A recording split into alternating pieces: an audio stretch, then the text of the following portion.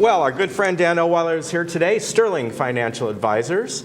And Dan, it's always good to see you. It's been a while since we've been I've been out together. of town in the last couple of weeks, so it's been a while since you and I have kind of done these interactions. I've kind of interviewed my son-in-law last time, but it's been a while since you and I have interacted. I know, you do a very good job. Well, I don't know if as good as you, but we try. We have got a really interesting topic today about your credit reports. And you came across an article, I did as well, and it is very interesting how the credit reporting business goes along, isn't it? It is. Yeah.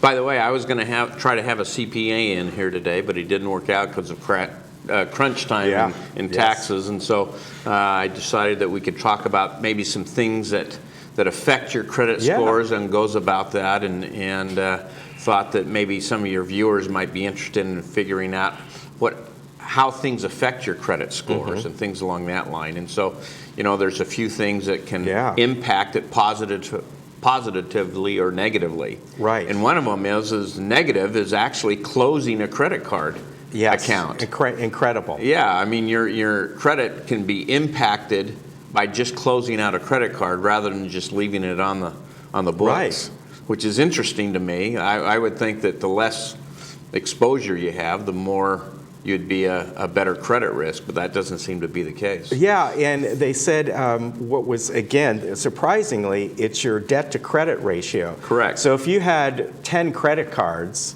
let's say hypothetically $5,000 credit line each, and you owed a total of $5,000 on your credit, and you're like, well, I don't need all these cards. That's 10%. Correct. Let's say I'm going to knock out 5 of those cards. I don't use them.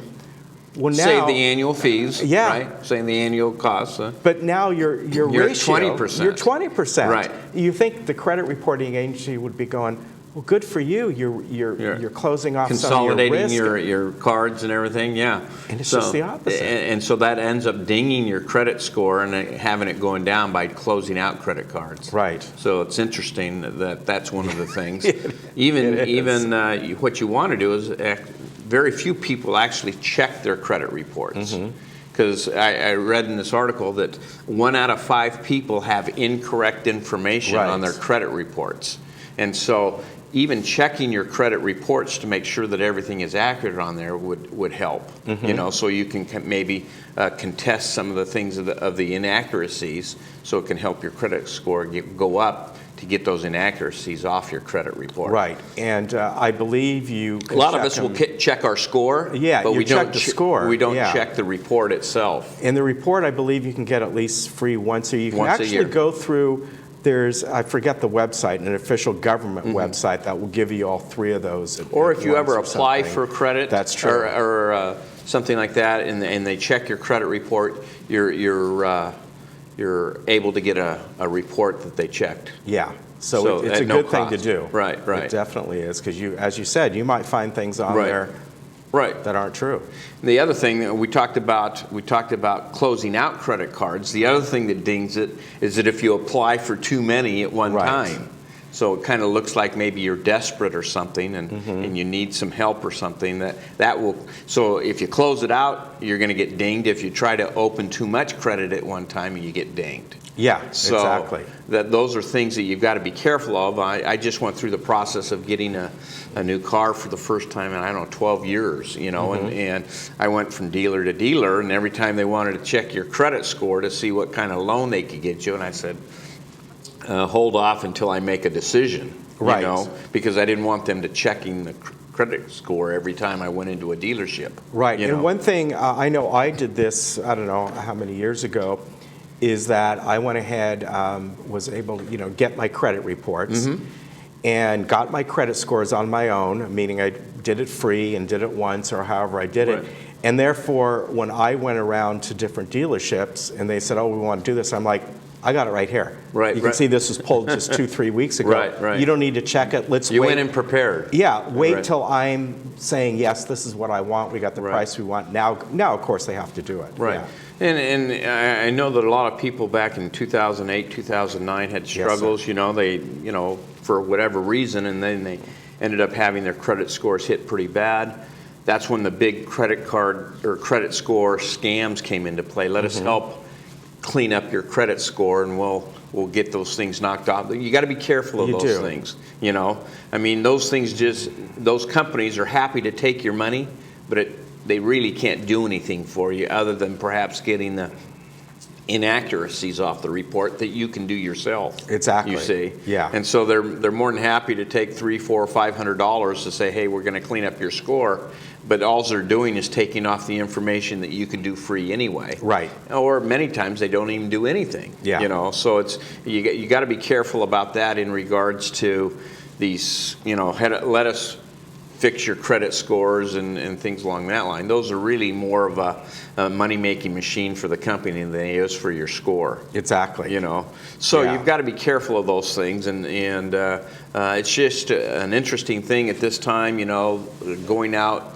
Interest rates are very low right now. Sometimes we're looking at new credit cards that have introductory rates and things along that line. Just make sure that it fits for what you're trying to do in the long run and your overall spending habits. Along those lines, somebody who wants to invest their money with you, and they still owe a lot on credit cards. Maybe they have great credit. They're paying those things however they need to be monthly. Maybe even at a certain age, they still have student loans that have gone over 20, 30 years. Does it behoove them, depending on those interest rates, to balance that? Like, let's get rid of some of these. You know, they're 12, 13% right now. If you have the ability to just pay these off, it might be better than taking this lump sum. And I'm not trying to take business away from you. You understand what I'm saying? But what I'm saying is that I had a client actually come in the other day, and she's in the process of changing employers, and she's got 401k funds that she wants to roll over and things along that line. She says, well, I've got quite a bit of credit card debt that's costing her, I don't know, $1,000, $2,000 a month in payments. Should I, you know, for me, there's two ways to make retirement good. You can either up your income or decrease your overhead. Yes. Okay? Yeah. And decreasing overhead seems to be the easiest way to do that by paying down credit cards. Right. I'm a big advocate of being out of debt. Okay? Yeah. So she's actually going to take some of her 401k to pay off the credit card, so her overall monthly needs aren't as great on an ongoing basis. Yeah. For the long run, you're better off cleaning up those things and having your overhead lower than it is needing an extra $1,000, $2,000 a month on a monthly basis going forward. Exactly. And that's why you're a good financial advisor. No, I mean that because let's look at your overall picture here. Right. You're not focusing on just saying, let's get your money into this thing over here. Right. Let's see where you're at and what's going to benefit you the most. You know, whether or not they invest an extra $50,000 with me or pay off credit card debt, I'd just soon have them pay off the credit card debt than invest it with me, because that's better off for them in the long run. We lower their overhead costs, and they save the interest that they're paying and things along that line. So, you know, again, like you said, it's a personal thing with every individual, you know, and we've kind of got to look at the big picture. But I'm kind of a big advocate of paying down debt and things along that line. Yeah, I agree with you. You know, what are some of the services that you folks offer? Now, we know, obviously, if someone wants to come to you and invest their money in certain things, but there's more to it. You have a great staff there, a lot of family members. And all family members, actually. Yeah, you really do. I introduced and my they specialize in things. Yeah, I introduced my son-in-law who just came on board. Actually, we're on pins and needles right now. They're having their second child. And, fantastic. I turned my phone on silent as I came in. I could be getting a text saying my daughter's in the hospital because it's any day now. But we're excited to have him on board. But we do... you know, I think we've talked about it before on here. We kind of, my book is called Protecting Your Retirement from the Financial Perfect Storm. Right. We do what we call a retirement weather report, kind of projecting out what things, and that gives us the foundation of where to go. You know, I mean, what their goals are, things along that line, and it kind of makes some projections. And so the services we provide is to try to establish, a secure income stream for you going forward. We Right. have an in-state or in-house attorney that can do the estate planning documents for you if you need that. Right. Things along the line. Retirement distributions of 401ks and things along Which that can line. be tricky.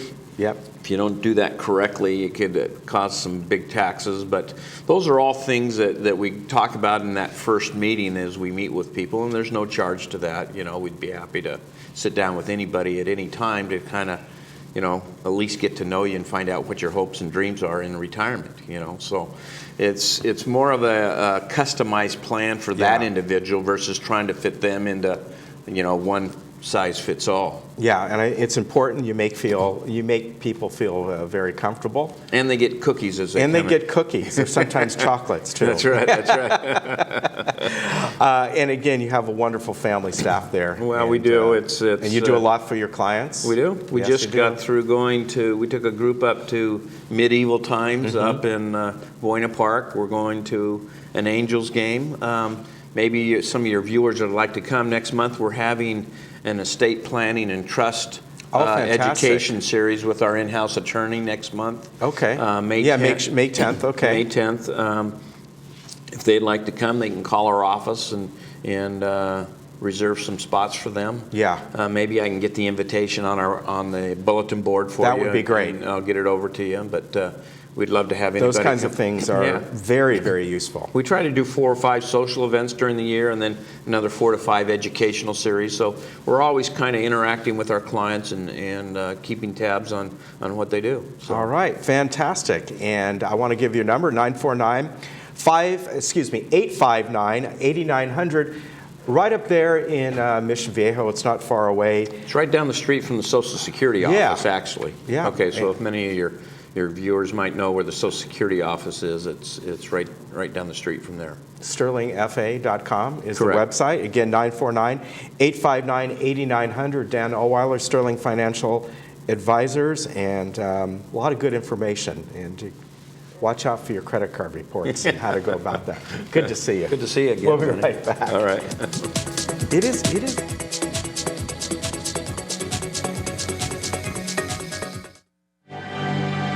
We're a family business. I have my wife, my 2 sons that work in the business with me. So we really actually are a family-run business. We call them our extended family. We do it from the moment they walk into the office. We actually have personal relationships and friendships with our clients. They're not just a client, they are part of our friends and family. That's what we do here at Sterling Financial Advisors. We help people get peace of mind and quality of life in retirement.